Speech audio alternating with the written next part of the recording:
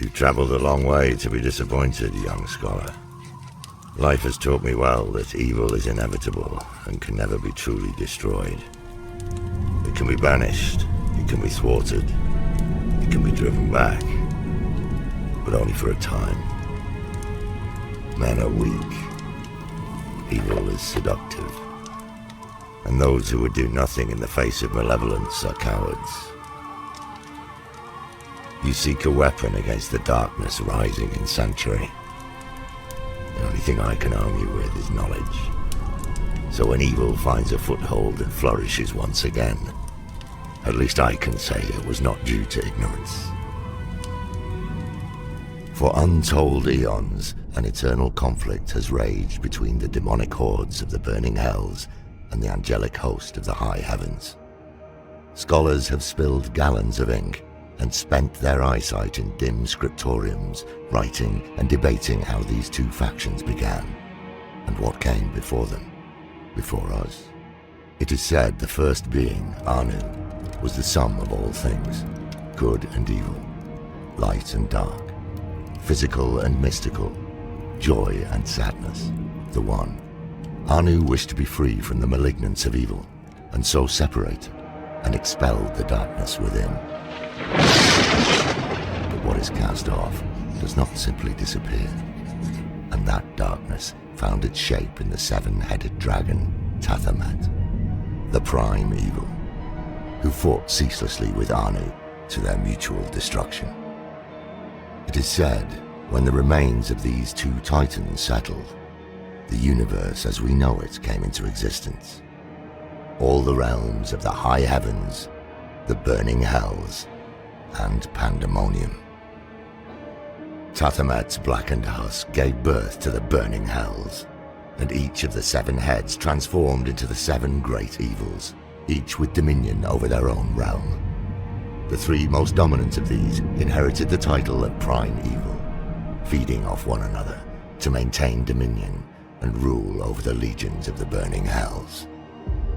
There was Mephisto, Lord of Hatred, intelligent and cunning, father of Lucian and Lilith, the mother of Sanctuary. Baal, Lord of Destruction, corrupter of the World Stone. And Diablo, Lord of Terror. As Deckard Cain once wrote, "For as long as man fears the dark, Diablo will remain the most insidious and, I would argue, the most powerful of all the evils." The four lesser evils, no less dangerous to the people of Sanctuary, are not to be discounted on the basis of their title. Underestimating their capabilities and intentions is a sure path to our destruction. Belial, Lord of Lies, uses poisonous untruths to create an ever darker, fractious world. Juriel, Lord of Pain, revels in the cacophonous screams of those in physical agony. Even demons are no stranger to his torment. Andariel, the Maiden of Anguish, is the counterpart of Juriel. Whereas he delights in bodily torment, Andariel derives pleasure from anguish of the mind and soul. Azmodan, the Lord of Sin, a clever manipulator and master of temptation, loves vice in all its forms, but revels most in the failures of others. Demonic hordes spawn from the vile cavities of the burning hells, a host of ravenous, furious monstrosities that reflected the poisonous elements of their progenitor. There are demons beyond counting in the burning hells. At the center of the high heavens lies the crystal arch, said to be formed of Anu's spine.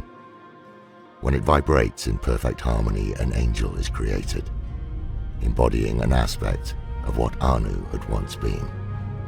The purest of these become archangels, and 5 rose above the rest to lead the host of the high heavens.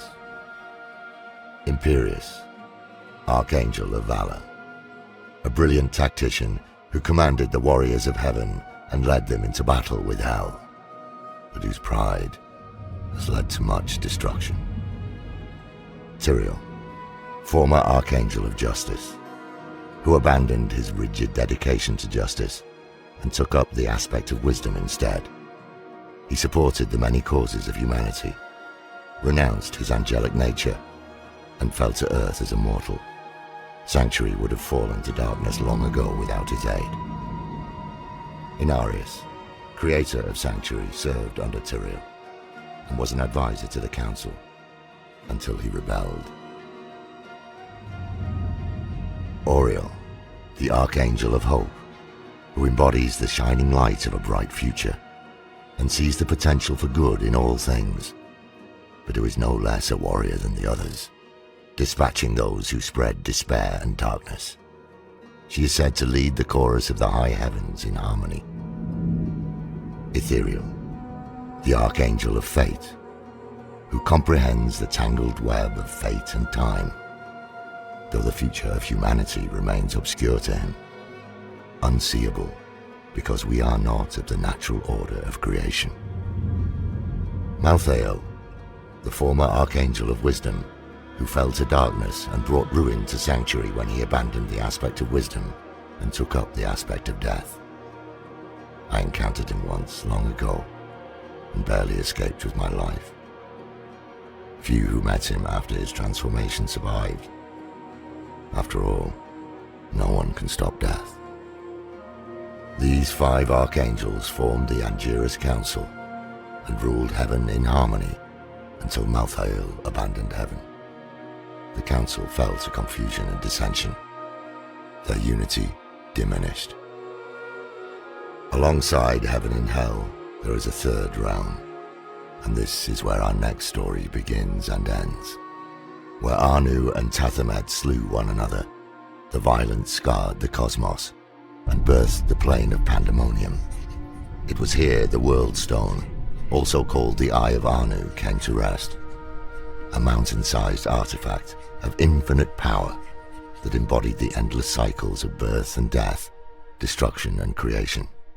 Desire to control its infinite power fueled the eternal conflict, until Inarius and Lilith stole it and used it to create Sanctuary. The hour grows late, the fire is dying and the cold is unrelenting. Come back if you're still alive, and I'll tell you the tale of our creation. Of our creators, Lilith and Inarius, mother and father of Sanctuary, and the long, bloody history of the eternal conflict. For now, we should rest, and I pray your dreams are not as dark as mine.